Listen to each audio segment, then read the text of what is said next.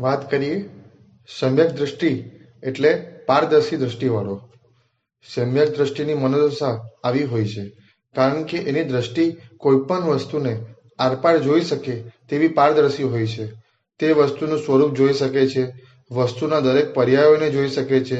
એ વસ્તુના માત્ર દેખાતા ગુણો કે દોષો તરફ જ એની દ્રષ્ટિ મર્યાદિત નથી હોતી. એ વસ્તુની વર્તમાન સ્થિતિને જોવા ઉપરાંત એના પરિણામો, ફળો, વિપાકોને પણ જુએ છે. એ પરિણામો, ફળો કે વિપાકોના આધારે જ એ વસ્તુની સુંદરતા, અસુંદરતા, હેયતા, ઉપાદેયતા, સારતા, અસારતા આદિનો નિર્ણય કરે છે. એ માત્ર સ્વરૂપ જ ન જુએ પણ હેતુ અને અનુબંધને પણ જુએ. એ તરફ પણ એની પૂરેપૂરી નજર હોય છે. આવી પર્યાલોચનાના કારણે એ ક્યાંય રાગ કે દ્વેષ ન થઈ જાય તેની કાળજી રાખે છે. આથી એ મહદ અંશે રાગ દ્વેષના ભાવોથી બચી શકે છે. અત્યારે આપણો મનુષ્યનો પર્યાય છે એટલે આપણી અપેક્ષાએ જે વસ્તુ ખરાબમાં ખરાબ ગણાય છે તે વિષ્ટાને જોઈને આપણું માથું ફાટે છે અને જોઈ આપણને સુગ, અણગમો, દ્વેષ, દુર્ભાવ પેદા થાય છે અને એમાંથી દૂર રહેવાનો વિચાર આવે છે.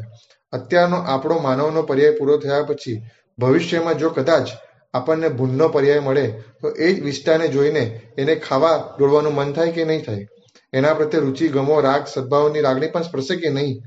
જે અવસ્થામાં જે પર્યાયોનું મેચિંગ થાય તે જીવને સારું લાગે છે અને જે પર્યાયોનું મેચિંગ બરાબર ન થાય તે ખરાબ લાગે. પૂતગલ તરીકે તો પૂતગલ એક જ છે. ફક્ત શબ્દ, વર્ણ, ગંધ, રસ, સ્પર્શ બદલાય છે. તમે જેને સૌથી ખરાબમાં ખરાબ માનો તે વિષ્ટા ભૂંડને સરસ લાગે અને તમે જેને સારું માનો છો તે અનાજના કુંડને છોડીને ભૂંડ વિષ્ટાના કાદવમાં જ પડે. માટે જ ભૂંડના સ્વભાવ માટે વિનયની સજ્જાઈમાં કહ્યું છે કે જેમ ભૂંડ વિષ્ટામાં ડૂબેલો રહે છે તેમ અજ્ઞાની અજ્ઞાનમાં ડૂબેલો રહે છે. જેમ હંસ માન સરોવરમાં ઝીલે છે તેમ જ્ઞાની જ્ઞાનમાં ઝીલે છે.